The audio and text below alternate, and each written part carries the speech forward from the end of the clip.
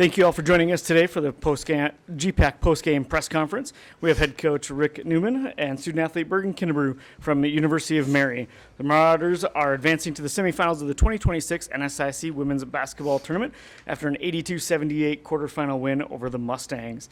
We'll start off with an opening statement from head coach Rick Neumann and then open it up for questions. Coach? Thank you. First of all, hats off to Southwest. I mean, they run an offense that's really difficult to stop, and they're well coached, and they played incredibly well. They have talented players, and they punched us first, and they punched often in that first half. So again, credit goes to them, but at the end of the day, we're the ones that are fortunate here. That's a great college basketball game. This whole tournament has delivered on both sides, everything coming down to the end. So really proud of our squad to not give up at halftime. I mean, we talked about 40 points is a good half for us, and we shot the ball really well. But they were, they didn't miss. But we made a couple of little tweaks, nothing crazy, but made a couple of changes. Bergan led the charge in the second half defensively, too. You're going to talk about free throws and buckets. But defensively, we kind of put her on maybe someone we thought we could take a couple chances off of and said, go hunt the ball and go for some steals. And I thought she set the tone on that way, too. So, again, tremendous game. Really proud of our young ladies for their battle in the second half. Really proud of Bergan. She's been our go-to all year. That's why she's the player of the year in the league. And today she delivered again, so that was fantastic. Bergan, coach, kind of alluded to it there too, 40 points, down 15 at half. What was the conversation like in the locker room? What did coach say to get you fired up so you guys can come out and have a successful second half there? Kind of like he said, offensively we were doing what we needed to. We had 40 points. We just needed to come together as a team and try to get more stops and stop Swanson. She kind of led that first half, so just adjusting to her and helping off of who I was guarding and just trying to stop their run they had.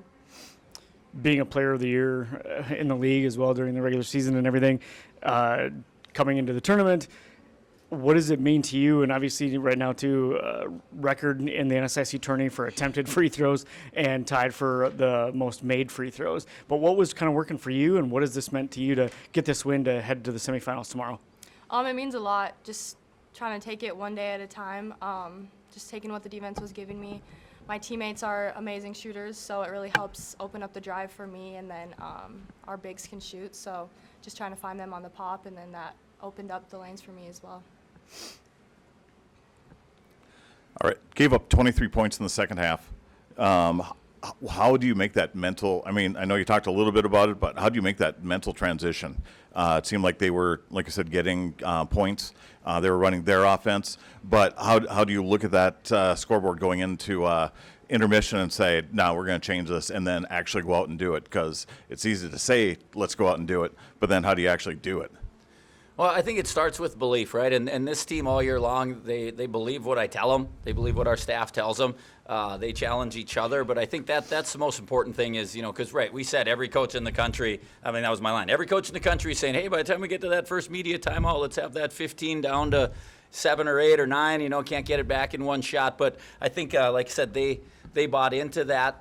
They have all year. And sometimes to a fault, they listen too much. Right, and so I think today it just worked out. But like I said, one little slight schematic change, and the rest is just us again having that trust in each other and that realization that we just we're not quite ready to go home. So again, really proud of the kids.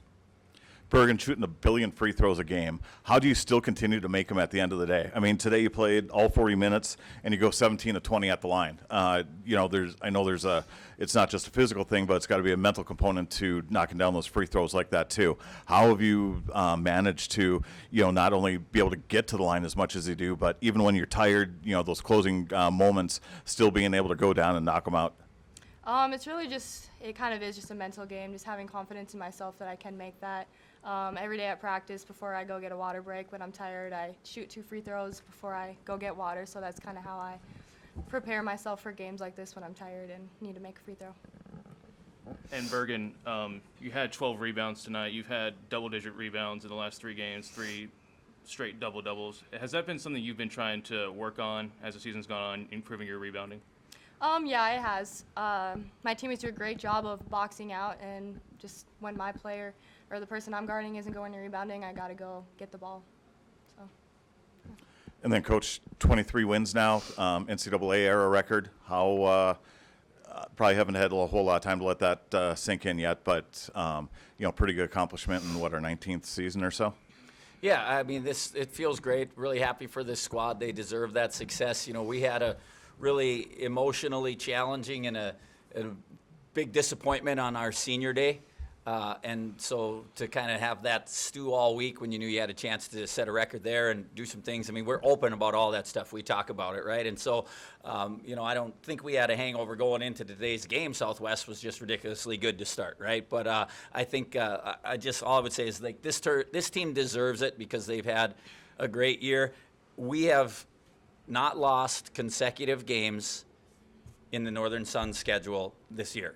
Our only time we lost back-to-back games was out in Washington where we played two teams that are going to make the national tournament. Both were close games. One was a true road game. And the scheduling by Coach Neumann was a nightmare because we beat Minot State on a Tuesday night. We boarded a plane on Wednesday, and we were already boarding the plane back on a Saturday night, right? So I put them through the grind, knowing we only had one senior this year and the fact that we were trying to take the steps to be prepared for a big-time run. And I think you do have to take those steps. And we had some some letdowns where we weren't at our best, and I wasn't at my best. But at the end of the day, again, if you'd have said we're going to go 23 wins, set the NCAA era record for most wins in a season, play in the Northern Sun Championship, and be mentioned as a candidate for the NCAA tournament, Bergan, we'd all signed up for that a million times, right? And now we get to continue to try to control our own destiny by playing the number, 1 or 2 team in the country tomorrow. And it's going to be a heck of a turnaround for our girls. And again, considering Bergan played all 40 in the style that we all know Mankato plays with,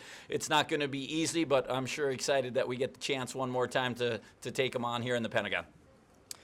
For both of you, taking especially the momentum of that second half into preparing for Mankato tomorrow in the semifinals, how do you prepare for that, and how do you take this momentum into tomorrow's semifinal game? I think just not getting too ahead of ourselves. We obviously are proud of this win, and then so we're gonna celebrate it for a little bit, but then we really need to focus and lock in tonight on just staying composed tomorrow and knowing that the pressure is gonna come. So just try to just keep our head in the game.